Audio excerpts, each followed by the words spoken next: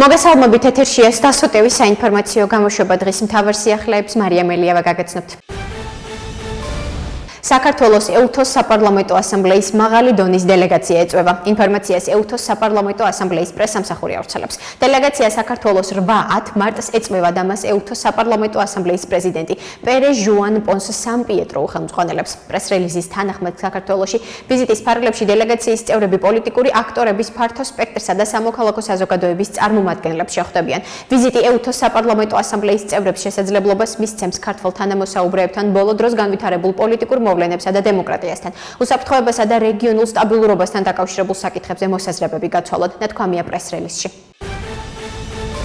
ვაშინგტონში ყველა შეხვედრა ძალიან კონსტრუქციულ მეგობრულ ატმოსფეროში ჩატარდა. ამ ყველაფერს რამაც საბოლოო ჯამში უნდა მიგვიყვანოს ურთიერთობების საბოლოო გადატვირთვამდე და გაჯანსაღებამდე, სჭირდება სამუშაო პროცესში გადაყვანა და მე დარწმუნებული ვარ, რომ ეს სამუშაო პროცესი ძალიან მალე დაიწყება. ამის შესახებ პარლამენტის საგარეო ურთიერთობათა კომიტეტის თავმჯდომარე ნიკოლო სამხარაძემ საპარლამენტო დელეგაციის ამერიკის შეერთებულ შტატებში ვიზიტზე საუბრისას განაცხადა. მისი თქმით, ის საკითხები, რაზეც მხარეები შეთანხმდნენ, დამატებით სამუშაო პროცესს საჭიროებს. ამ ყველაფერს რამაც საბოლოო ჯამში უნდა მიგვიყვანოს ურთიერთობების საბოლოო გადატვირთვამდე და გაჯანსაღებამდე, სჭირდება სამუშაო პროცესში გადაყვანა და მე დარწმუნებული ვარ, ეს სამუშაო პროცესი ძალიან მალე დაიწყება, განაცხადა სამხარაძემ. ოპოზიციის ალიანსი არ არსებობს, ვისაც არ ახსოვს ეს დიქტატორული რეჟიმი, ახლა ერთ მენიუმში არის წარმოდგენილი ყველა მცირე დიქტატორი სააკაშვილის, დიდი დიქტატორის ხელმძღვანელობით. ამის შესახებ პარლამენტის თავმჯდომარე შალვა პაპუაშვილმა ოპოზიციის ალიანსზე საუბრისას განაცხადა. მისივე თქმით, ნაცმოძრაობა როგორც იდეოლოგია, ეს არის პატრონყმობა, სხვისი უცხო ჯგუფების ინტერესების გატარება. ნაციონალური მოძრაობა კვლავ ერთიანია, საქართველო კვლავ იგივე პასუხს გასცემს იმ პოლიტიკურ ძალას, რომელმაც ეს ქვეყანა მიიყვანა დემოკრატიული კრახისკენ, ეკონომიკური სტაგნაციისკენ და მიიყვანა ომისკენ. ნაცობა როგორც იდეოლოგია არ ეფუძნება ინდივიდებს. ეს არის კოლექტიური აზროვნების მქონე ჯგუფი, რომლის მთავარი ამოსავალი წერტილი არის სხვისი, სხვა ქვეყნის მსახურება, სხვა ძალების მსახურება, მათი მოსაწონის გაკეთება. იმ სცენაზე ინდივიდები არ არიან, კოლექტიური ნაცები არიან, აღნიშნა პაპუაშვილმა. საქართველოს პარლამენტის თავმჯდომარე შალვა პაპუაშვილი ეუთოს საპარლამენტო ასამბლეის პრეზიდენტ პერე ჟუან პონს სამპიეტროს შეხვდა. პარლამენტის პრესსამსახურის ინფორმაციით, შალვა პაპუაშვილი მიესალმა ეუთოს საპარლამენტო ასამბლეის პრეზიდენტისა და მისი თანმხლები დელეგაციის ვიზიტს საქართველოში და მადლიერება გამოხატა ღია და კონსტრუქციული დიალოგის წარმართვის მზაობისთვის. მან აგრეთვე ხაზი გაუსვა ეუთო ოდირის ობიექტური ანგარიშის მნიშვნელობას 2024 წლის საპარლამენტო არჩევნებთან დაკავშირებით. პაპუაშვილის თქმით, საქართველო ეუთოს ერთგული და აქტიური წევრია და შემდგომში დაუჭერს მხარს ორგანიზაციის საქმიანობას. მხარეებმა დაადასტურეს დიალოგის გაგრძელების მზაობა. სასიამოვნოა, რომ ვიმყოფები საქართველოს პარლამენტში საპარლამენტო ასამბლეის პრეზიდენტის რანგში. ძალიან კარგი და გულწრფელი შეხვედრა გვქონდა პარლამენტის თავმჯდომარესთან. ამის შესახებ ეუთოს საპარლამენტო ასამბლეის პრეზიდენტმა პერე ჟუან პონს სამპიეტრომ საქართველოს პარლამენტის თავმჯდომარე შალვა პაპუაშვილთან გამართული შეხვედრის შემდეგ ჟურნალისტებს განუცხადა. მისი თქმით, ორდღიანი ვიზიტის ფარგლებში შეხვედრები გაიმართება ქვეყნის ლიდერებთან, სამოქალაქო საზოგადოების წარმომადგენლებთან და ოპოზიციის წევრებთან. განვიხილავთ ყველა საკითხს, რაც ამ ქვეყანას აწუხებს და შემდეგ გავმართავთ პრესკონფერენციას, რადგან მინდა ყველა მოსაზრება და მონაცემი მოვისმინო და ამის შემდეგ ვისაუბრებთ, აღნიშნა ეუთოს საპარლამენტო ასამბლეის პრეზიდენტმა.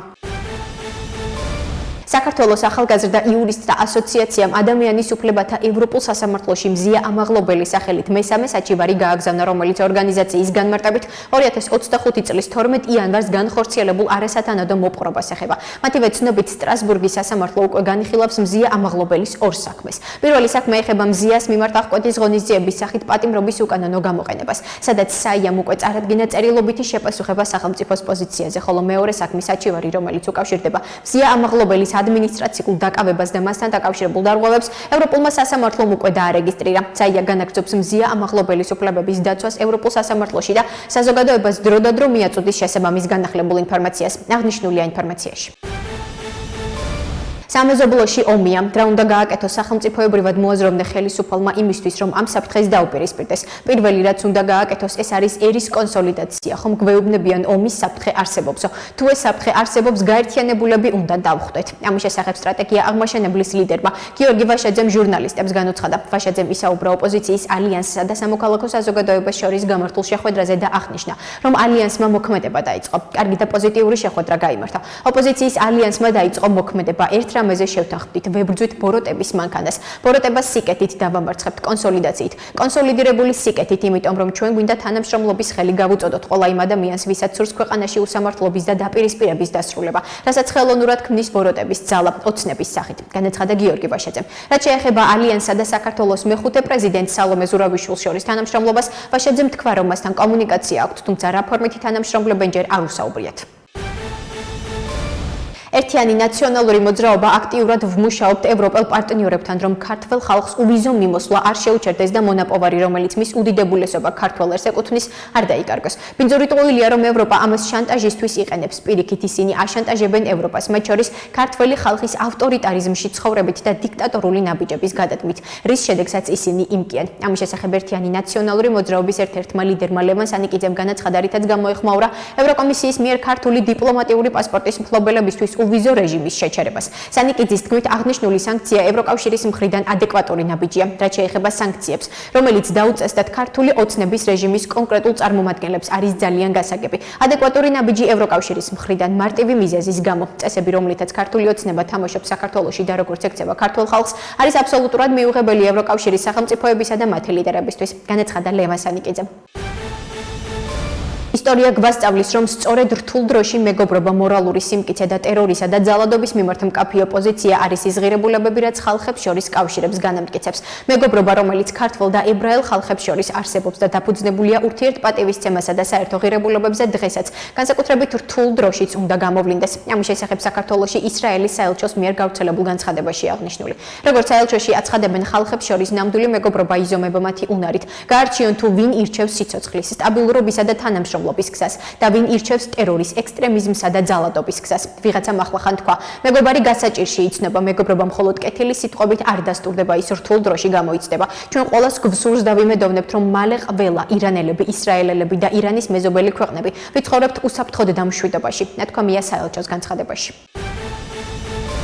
საქართველოს თავდაცვის მინისტრმა, საქართველოს ვიცე-პრემიერმა ირაკლი ჩიქოვანმა სომეხ და თურქ კოლეგებთან სატელეფონო საუბარი გამართა. ამის შესახებ ინფორმაციას საქართველოს თავდაცვის სამინისტრო ავრცელებს. საქართველოსა და სომხეთის თავდაცვის მინისტრებს შორის სატელეფონო საუბარი გაიმართა. ირაკლი ჩიქოვანმა და სომხეთის თავდაცვის მინისტრმა სურენ პაპიკიანმა რეგიონის უსაფრთხოების საკითხებზე და არსებულ ვითარებაზე იმსჯელეს. მათ მეზობელ ქვეყნებს შორის თავდაცვის სფეროში მჭიდრო კავშირების მნიშვნელობა აღნიშნეს. კოლეგებმა ურთიერთ მხარდაჭერა კიდევ ერთხელ დაადასტურეს და თანამშრომლობის პერსპექტივები დასახეს. ირაკლი ჩიქოვანმა სატელეფონო საუბარი თურქ კოლეგა იაშარ გიულერთანაც გამართა. საუბარი რეგიონული უსაფრთხოებისა და თავდაცვის სფეროში ორმხრივი თანამშრომლობის საკითხებს შეეხო. ორი ქვეყნის თავდაცვის უწყებების ხელმძღვანელებმა რეგიონში არსებული ვითარება და მასთან დაკავშირებული საფრთხეები განიხილეს. კოლეგებმა ერთმანეთს მხარდაჭერა აღუთქვეს და მზადყოფნა გამოხატეს წვლილი შეიტანონ რეგიონში მშვიდობისა და სტაბილურობის განმტკიცებაში, ნათქვამია ინფორმაციაში.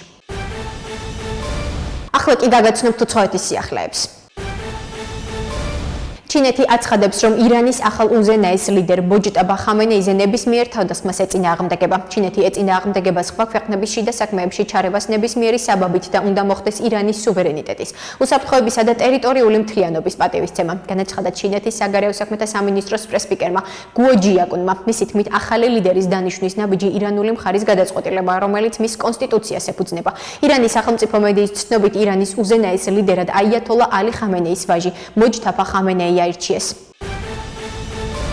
უკრაინამ იორდანიაში ამერიკული სამხედრო ბაზების დასაცავად დრონები და ექსპერტები გაგზავნა. ამის შესახებ უკრაინის პრეზიდენტმა ვოლოდიმირ ზელენსკიმ ნიუ-იორკ ტაიმსთან ინტერვიუში განაცხადა. მისი თქმით, შეერთებულმა შტატებმა უკრაინას დახმარების თხოვნით მიმართა და ექსპერტთა ჯგუფი მეორე დღეს გაემგზავრა. ჩვენ დაუყოვნებლივ ვუპასუხეთ. მე ვუთხარი, დიახ, რა თქმა უნდა, ჩვენ ექსპერტებს გამოვგზავნით, განაცხადა უკრაინის პრეზიდენტმა. მისივე თქმით, ირანში ამერიკის შეერთებული შტატები ისრაელის ომის დაწყებიდან რამდენიმე დღეში მას და მის გუნდს დახმარება სთხოვეს ბაჰრეინიდან, არაბთა გაერთიანებული საამიროებიდან, იორდანიიდან, ქუვეითიდან, კატარიდან და საუდის არაბეთიდან.